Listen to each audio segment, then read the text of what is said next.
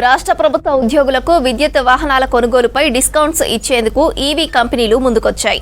విద్యుత్ వాహనాల కొనుగోలుపై సబ్సిడీ ఇవ్వాలని ఈవీ ఆటోమొబైల్ సంస్థలను మంత్రి పొన్నం ప్రభాకర్ అసెంబ్లీలో కోరారు.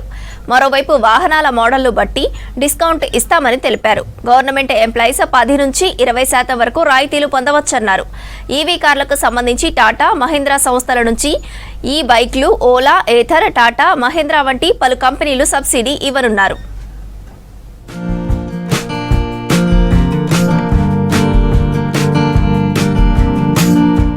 తెలంగాణ ప్రభుత్వం ఎలక్ట్రిక్ వాహనాల వినియోగాన్ని ప్రోత్సహించడానికి కాలుష్యరహిత వాతావరణం కోసం ఈవీ పాలసీ 2026ను అమలు చేస్తోంది.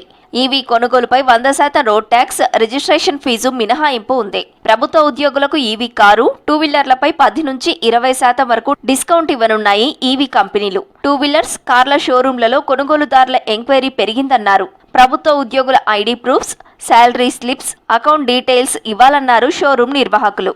జనరల్లీ మేము మంత్కి 100 to 120 సేల్ చేస్తాం. ఈ మంత్ మావి 200 సేల్ అయ్యాయి. దానివల్ల ఇంకొకటి వార్ ఎఫెక్ట్ వల్ల కూడా చేంజెస్ వచ్చాయి. పెట్రోల్ ప్రైజెస్ ఇంకా పెట్రోల్ దొరకట్లేదు, దానివల్ల కూడా ఎంక్వైరీస్ ఎక్కువ వచ్చాయి. ఏదైతే స్టేట్ గవర్నమెంట్ ఎంప్లాయీస్కి స్కీమ్ ఇచ్చారో దాంట్లో మా వాళ్ళు అప్ టు 20,000 వరకు మీకు బెనిఫిట్ ఉంటుంది. దాంట్లో మన దగ్గర మోడల్స్ ఉంటాయి.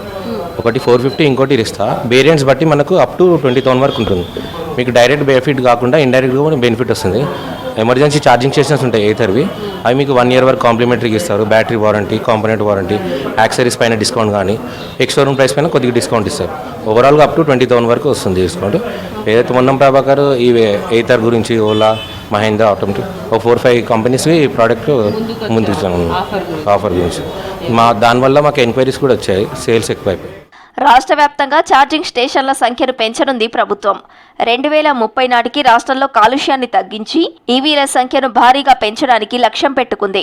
పరిశ్రమలకు మద్దతుగా ఈవీ తయారీదారులకు ఛార్జింగ్ మౌలిక సదుపాయాల కల్పనకు ప్రత్యేక ప్రోత్సాహకాలను కూడా ఇవ్వనుంది రాష్ట్ర ప్రభుత్వం.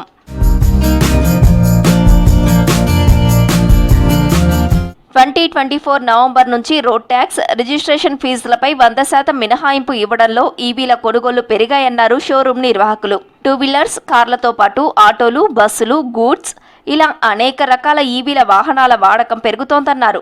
2026 జనవరి వరకు రాష్ట్రంలో 1,06,200 ఈవీలు రవాణా శాఖలో రిజిస్టర్ అయ్యాయి.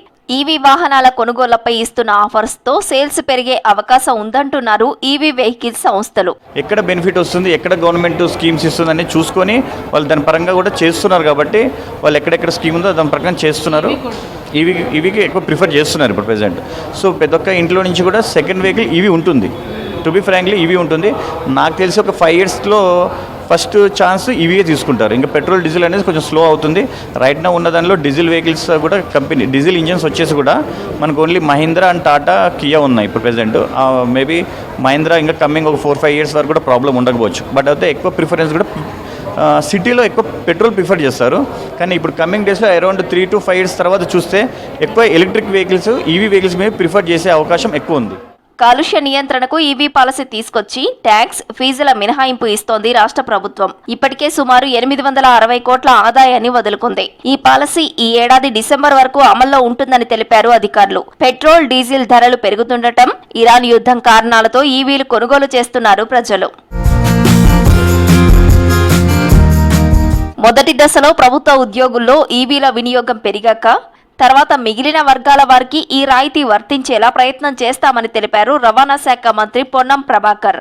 విద్యుత్ వాహనాలతో కాలుష్యంతో పాటు పెట్రోల్, డీజిల్ వినియోగం కూడా తగ్గే అవకాశం ఉందన్నారు ఎక్స్పర్ట్స్.